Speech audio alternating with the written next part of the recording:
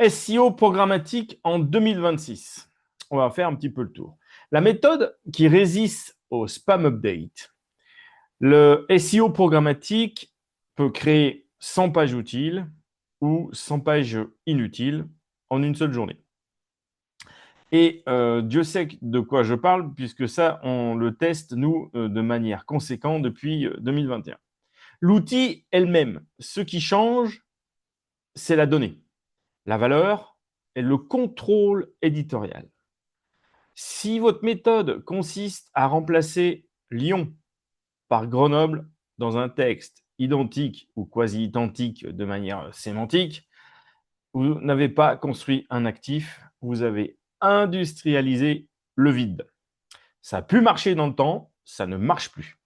Voici la méthode qui permet de passer à l'échelle supérieure sans confondre volume et qualité. Parce que là, sinon, vous vous faites détecter, boum. Une définition simple. Le SEO programmatique consiste à générer des pages à partir d'un modèle, d'une charte et d'une base de données. Par exemple, un service par ville. SEO à Chambéry, SEO à Grenoble, SEO à Lyon. Destination par saison, produit par caractéristique. Ce n'est pas nécessairement de l'intelligence artificielle et l'IA ne rend pas automatiquement la méthode la plus mauvaise ou la mauvaise méthode. Le risque apparaît quand les pages sont créées principalement pour manipuler les moteurs de recherche et les classements, et quand surtout, ça n'apporte aucune valeur originale. Ça détecte, enfin Google le détecte maintenant, mais tout de suite. Test numéro 1. Retirez la variable, on va regarder comment il faut faire. Prenez deux pages ville, par exemple, et retirez le nom de la ville. Si le reste est interchangeable, arrêtez, stoppez tout. Interchangeable quasiment, quoi. Une vraie page locale doit contenir des éléments locaux. Disponibilité, contraintes, délai, tarifs, facteurs de prix, exemples, témoignages, photos, vidéos, partenaires, réglementation ou de la donnée chiffrée de la demande. La variable ne doit pas être le seul contenu unique. On va faire le tour de quelques étapes. Étape numéro 1, partir d'une intention répétable. Chercher un motif de demande réel, pas une combinaison infinie. Par exemple, consultant SEO plus ville peut être pertinent si vous servez réellement la zone et que vous apportez une preuve locale. Et pas que sur votre site, sur d'autres sites aussi. Meilleur consultant SEO dans chaque rue de France, ça ne l'est pas. Là, vous allez vous faire blacklister.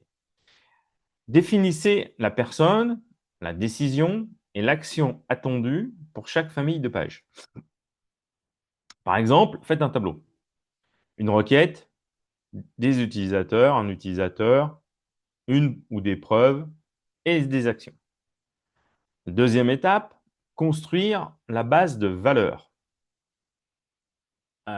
Avant le template, créer des données pour une page ville, la zone couverte, le temps d'intervention, donner un ou plusieurs cas clients, donner des photos, des vidéos, un service disponible, un contact local, bien entendu des avis, et c'est encore mieux s'ils sont localisés, une particularité économique.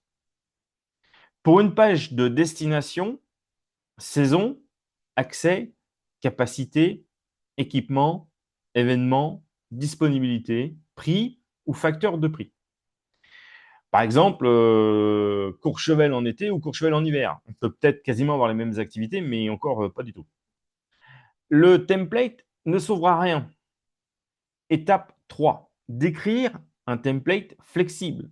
Un bon template impose une structure, pas des phrases identiques. Préparer des blocs conditionnels, des exemples, des contrôles de longueur, des liens vers des sources et une validation humaine. Les données structurées, bien entendu, doivent correspondre au texte visible une fac artificielle répétée partout, ce n'est pas une preuve de qualité. Il faut bien entendu qu'elle soit différenciée, complètement différenciée, sinon c'est toujours la même chose. Quatrième étape, lancer un pilote. Ne publiez pas 1000 pages le premier jour. Commencez par 20, par exemple. Contrôlez l'indexation, les impressions, les requêtes, l'engagement et surtout les conversions. Et surtout, contrôlez vous-même visuellement avec ça, si c'est bon. Comparez les pages avec et sans certaines données. Supprimez les blocs inutiles. Le programme doit apprendre avant de grossir. L'IA est là pour ça. Il faut lui apprendre. Étape 5, contrôler le crawl et l'indexation. Toutes les combinaisons ne méritent pas d'être indexées.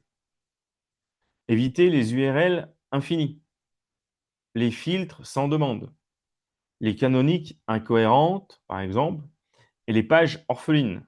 Ça, c'est terrible. On en trouve dans les audits. Créer des hubs utiles et un maillage interne qui reflète la navigation humaine. Un sitemap n'est pas un substitut à une architecture compréhensible.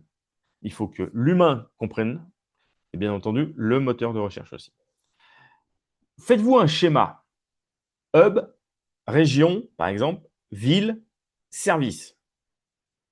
Étape 6, qualité et gouvernance. Définissez un seuil de publication. Des données complètes, un contenu relu, des sources vérifiées. Aucun conflit avec une autre page.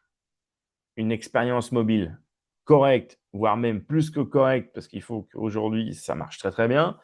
Un suivi installé. Puis, un seuil de maintien.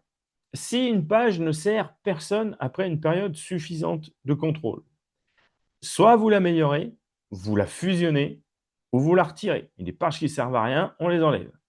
Le SEO programmatique n'est pas un lancement, c'est un produit. Faites votre test aujourd'hui. C'est le point final. Il faut tester. Ouvrez 2 pages de votre site qui ciblent 2 villes différentes et retirez leur nom. Lyon, Grenoble, Chambéry, Paris, tout ce que vous voulez. Si ces pages redeviennent identiques ou quasiment identiques sémantiquement, vous avez trouvé votre priorité. La vidéo associée à cette vidéo aussi montre comment se positionner dans plusieurs villes sans contenu dupliqué.